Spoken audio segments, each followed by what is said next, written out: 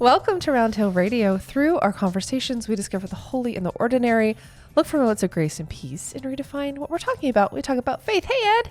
Hey there. How you doing? I'm fine. It is extremely hot today. It is a little warm. It is not my ideal situation, which led me to thinking about summer. Yes. And summer expectations / summer realities. And so we Weather were imposed or otherwise. Yes, exactly. All of the above. D, all of the above. So here's what I was telling you earlier. And this is why we're like, you know what? Let's take this to the podcast, guys. Yeah.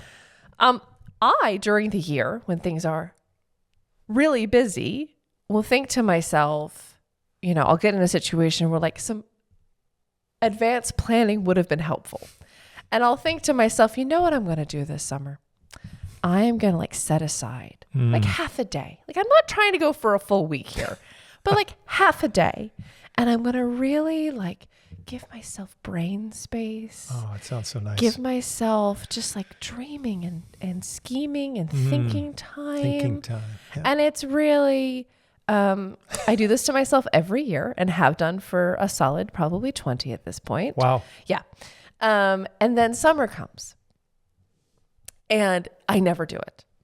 And now. Good for you. I know. At least I'm consistent.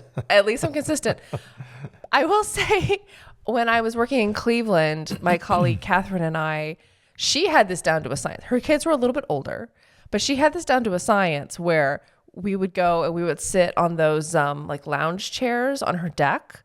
And we would do planning. I got a really great shin sunburn one time from this, but we would go and we would sit and we would plan. That's great. And something about doing it in the sunshine just made it feel vacation-y, even though it was Cleveland. But so that happened, but that was not me. I was along for the ride with that one. Yeah. And I always keep trying to find that place again. But now, post status of parenthood, it feels almost comical. Right. Yeah. That this is something I could achieve. And it's hot. And it turns out I get really grumpy when it's hot. So now it's a goal that's out there, but it's laughing at you. It is full on mocking me at this point. So in the way that sometimes this podcast, I come to you for answers and then hope that I'm not the only one. Or at least I'll take empathy at this point, or just really laughing with me, which I appreciate that you're already doing, because that definitely feels like the right response. So that is the setup for today. Love it. Of help with summer. And maybe I can do an hour or something this summer. Maybe I can adjust my expectations or something. I don't. Yeah. Yeah. Here's where I am. And you have the Bible out, which feels apropos. Right, Luke 10. Chapter 10. So what's in Luke 10 that can give us some thoughts? Well, as you were expressing these ideas this morning, a story did come to mind, but actually I'm going to tell a little story before that, because we have often mentioned the name Dietrich Bonhoeffer on these podcasts. Yeah. Right. Yeah. German theologian, was an incredibly intelligent, sophisticated person who became caught up in the resistance against Nazism and Adolf Hitler, wound up being executed for that in 1945. He was a very accomplished pianist. He was just, there were lots of skills that he had. When he was, I think it was 1929 or 1930, he was actually given a scholarship so that he was from Germany, so that he could travel from Berlin to New York City, where he became a student at Union Theological Seminary for a year. Oh, this explains a lot. And he took great advantage of that time because he traveled around the United States, and he went to Cuba. And he said later that he had no idea whether he could ever actually be a theologian, because if he stayed in Cuba, the weather would get the best of him. And he would completely collapse into full-on relaxation mode. Yeah. And I thought that was so funny. He just thought if he was in a warm weather environment all the time, tropical environment, that would be the end of the book writing and the intensity and everything. So I just think that summer has this ability to slow us down. Slow us down. I mean, there is the joke that that's why Southern people talk so slow. Because it's just too hot. Just stretch it. Don't fight it. Don't fight it. Relax into it. I have a lot of Southern friends who are very good at this. And I never... We keep push. I do. Yeah. For better or for worse. Let's turn to the Bible. You know what? Here we go. I think that sounds like a good idea. Well, this story popped to mind as you were talking earlier. And so this is from the 10th chapter of the Gospel according to Luke. Mm-hmm. Now, as they went on their way, this would be Jesus and his friends. Okay. He entered a certain village where a woman named Martha welcomed him into her home. She had a sister named Mary who sat at the Lord's feet and listened to what he was saying. So you get a little bit of a different vibe here. Got the Martha and Mary. But Martha was distracted by her many tasks. Yep. Hey, Martha. Yeah. So she came to him and asked, Lord, do you not care that my sister has left me to do all the work by myself? Tell her then to help me. Little perfect triangulation. Amazing. Here. But the Lord answered her, Martha, Martha, you are worried and distracted by many things. There is need of only one thing. Mary has chosen the better part, which will not be taken away from her.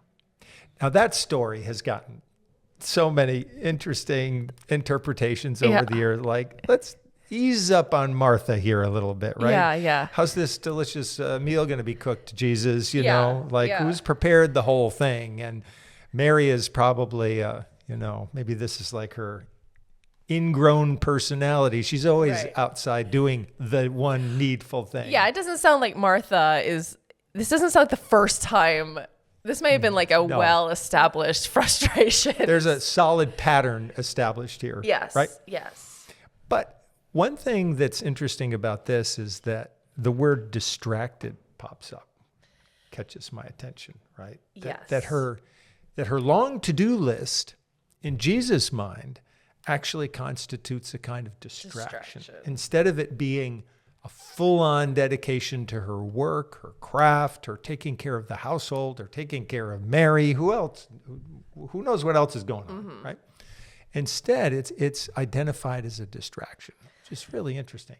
Yeah. Especially coming from Jesus, who often took care to make sure that people had enough to eat. Right. But in this case, it doesn't seem like a big issue, right? Like Mary's out there sitting at his feet, and that's where she's supposed everything's to be. okay. Yeah. And Martha's moving for the sake of moving. And maybe even if everything isn't okay, it's okay that it's not. Yeah. Right? It's okay. The meal's not going to get out here. Everybody come out to the porch. We're gonna hang for a while. Yeah. That's what seems to be most important. And so I'm just going to, I've heard so many sermons, probably preached some too, trying to defend Martha, and say, well, she's trying to, but maybe for just the purposes of our conversation. Got it. Martha's the person who's not going to let the summer be the summer. She's going to keep plowing forward. Mary's out there on the porch with a glass of iced tea, hanging with Jesus. Hanging with Jesus. And it's a whole different thing. And I think there is a book actually that has the title Do One Thing, which is, what is that one thing? Nope. Unacceptable. Wait, no, it's Do Seven Thing. No, I'm just kidding. Thank you. Yeah. There's a special edition for you. I appreciate that. But it's a pretty big question, right? Because we do get in just at the cusp of the summer season, and we think, well, now I'm finally going to get the rest that I didn't get the rest of the year, which is probably not a good way to think about it either. No. Or I'm going to do this deep dive thinking, ruminating, and before you know it, it's August 23rd. Right. And where did that go? Yeah. So the whole thing can feel like a little unsatisfying if what I'm picking up what you're saying. So I guess I'm just throwing this out on the table. Yeah. But maybe there is a way to ask the question, what is it that needs subtraction? How does subtraction come in during the summer in a way that's healing and helpful? And how do I convince my toddler that that's a good idea? Right? Yeah. That's the new. That's like I haven't solved it, and there's extra layers. We were doing pretty well up until that. Until that. This is a true sentence. But yes, I think you got it. You know, it's again because there's somebody else's agenda. Yeah. That you're working with, and that's what happens. I think in summer is that we think we've got this agenda, but we got a lot of other things that are still going on that don't stop. A slight reframe, if I can, because I also want to think about this idea of rest, of air quote recovery from the year, and then choosing things that actually give energy. Because I think my mental expectation and my mental thing is like, oh, well, in the summer, you should stop.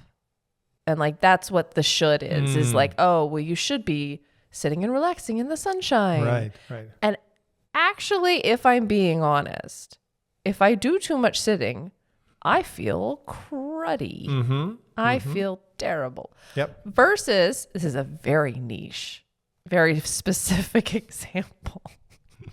But my kiddo's birthday is coming up. Yay. And I enjoy doing crafty things. Your creative energy. For the party. And I was prepping the cups and I was prepping the favor boxes.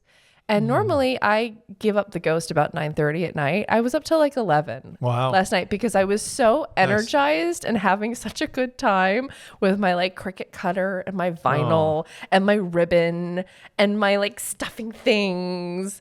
And I felt really good. So I think there's something in that of maybe rethinking what rest actually is and what maybe instead of rest, I use replenishment. I love that. Not to say sitting outside is with a cold drink of water is not delightful. Sure. But I think my expectations are like, oh, I could just, it's summertime and the living's easy. That maybe there's something else in there that I can prioritize that will be more rejuvenating to my spirit. I think that's wonderful. I'm going to connect it back to our great conversation with Grant Faulkner. So good. Which was a wonderful experience. He's a wonderful writer, but he's just such a great person.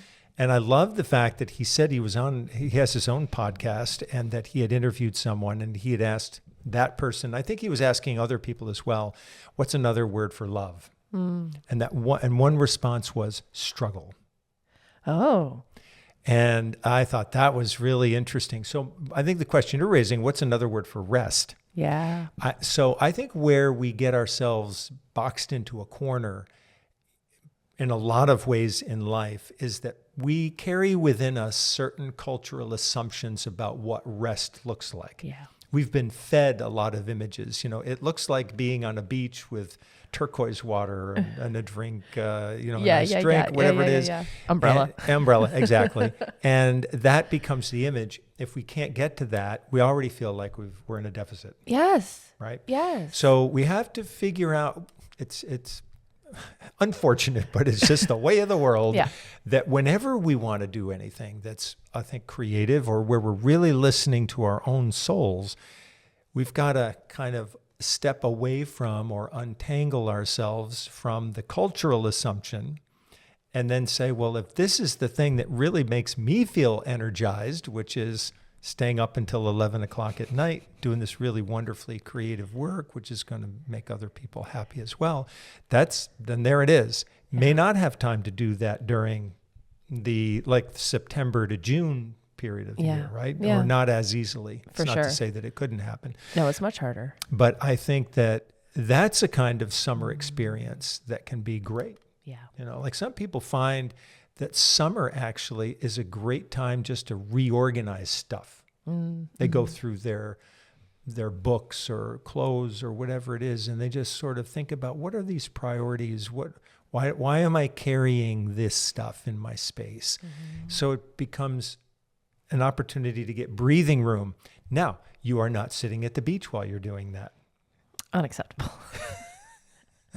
But I guess I wonder if there's like some tinge of lack of a better word, perfectionism about it. Of like, we have this image of like what the perfect Sure. rest is. Yep. And then we feel like, well, like you said, we failed if we haven't achieved said screensaver, Right. Right. you know, versus not like cluing into how we feel. Like this morning I was making breakfast and I was like, how did I have so much energy last night?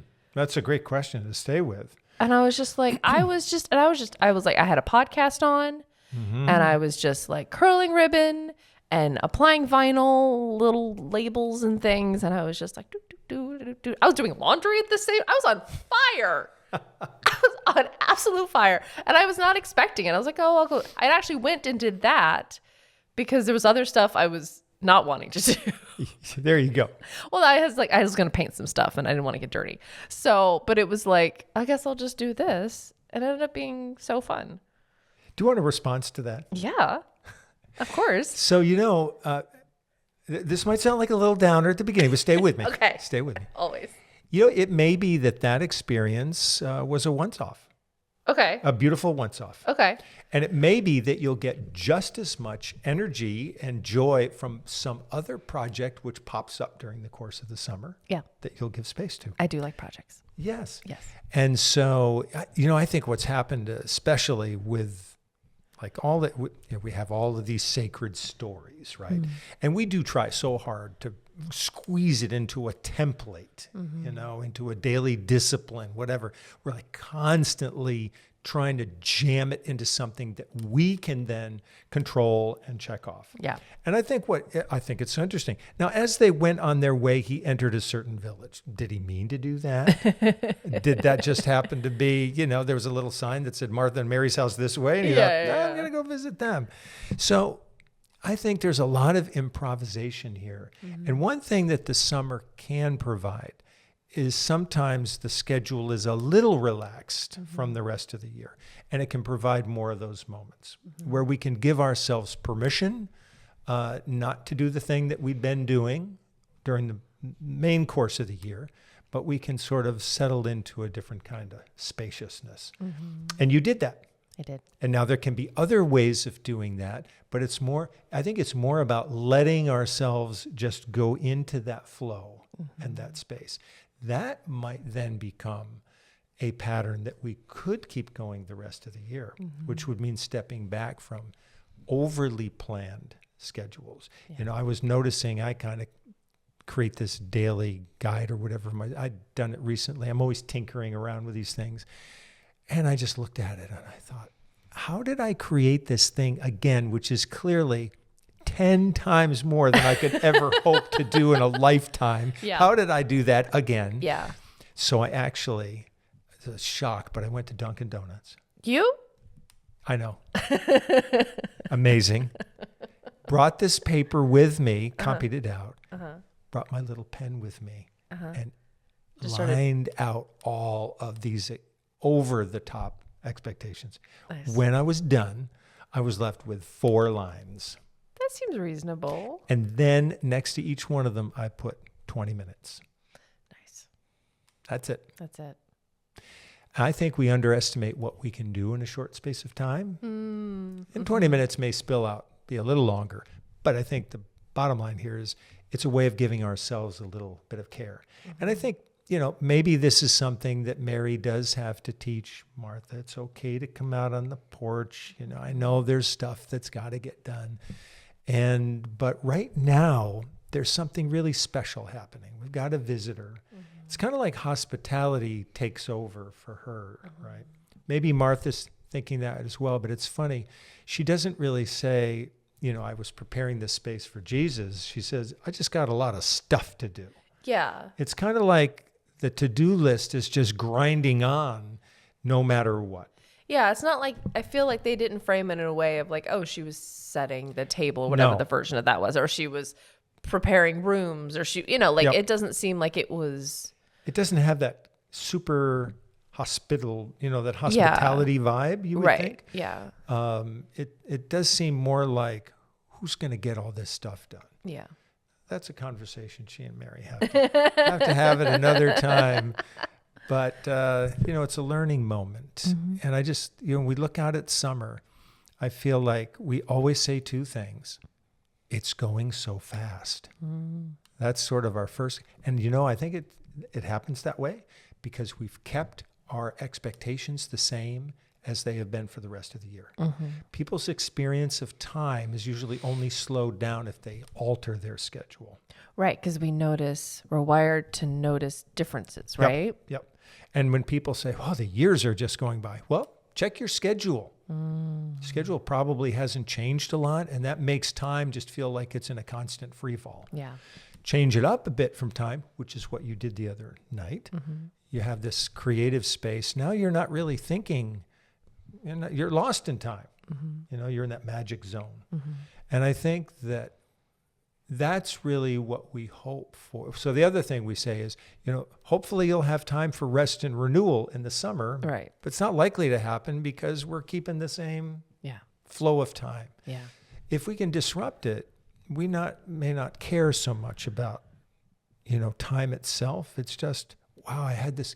You may look back years from now and say, oh, I had this amazing experience when I was preparing for this birthday. I stayed up for 3 extra hours. And, that may stay with you. And that becomes a beautiful memory that can nourish you down the road. Yeah. So very fun. That creativity is so important, I feel like. It feels like oxygen in our house. Like if we're not doing creative stuff, any of the three of us, then we kind of go, meow. we're like plants and we wilt. Yeah, that's not good. It's not great. No, but I think our need, frankly, for creative activity is like another level in our house for some reason, something about all three of us. I mean, poor Mary Bear got it. She didn't have a chance. I was going to say, she's the way Gus and I are, but like full infusion. Yeah, she got it from both sides. So, but like the way that it just, it feels like every day is the same thing, but then you do something expressive or creative, or you create something or make something or paint something or draw something or whatever. Yeah. And then all of a sudden, like you said, it like breaks the rhythm and Opens it breaks and it feels like you're kind of taking control of your time a little bit. Yeah. One thing that's kind of fun to do, and there are a few of these books around, I'm not recalling the name of the author, but he's written one book I think it includes the stories of both men and women. The second book, I think, is maybe exclusively women. But these are artists, writers, creatives, and it's all about their daily routines. And it's fun to read because you can see how people sometimes just had to scratch and claw their way to get towards that creative time. Yeah. I didn't know until yesterday. I was listening to something, and Maya Angelou used to rent a hotel room. Yeah. And she would write I think she went from 6:30 to 6:30 in the morning to 2 in the afternoon every day. Wow.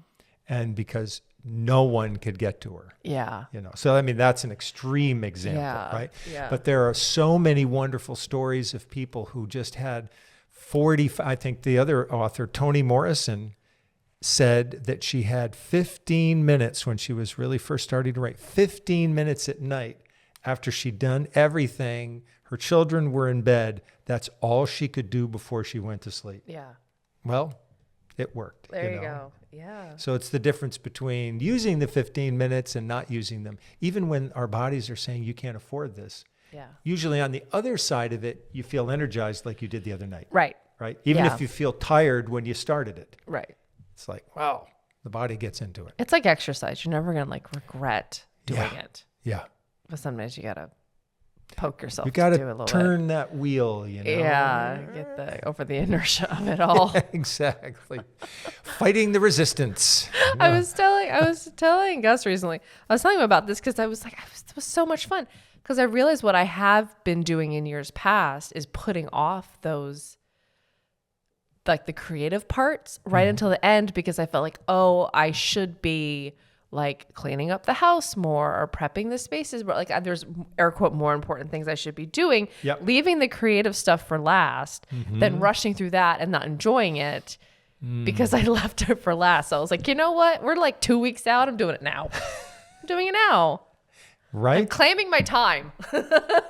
Absolutely. That's what Mary did. Right? She's like, I'm taking it. I'm sitting. It's front porch time. It's front porch time in the lovely air-conditioned basement. Nice and cool. You got it. I think you got this. You're all set now. Thanks, Your boss. summer's been solved. Oh, great. See? I knew we'd get somewhere, everybody. Just sit with Ed for 20 minutes and everything will become clear. Yeah. It's clear that, wow, it's super complicated. All right, well. This was awesome.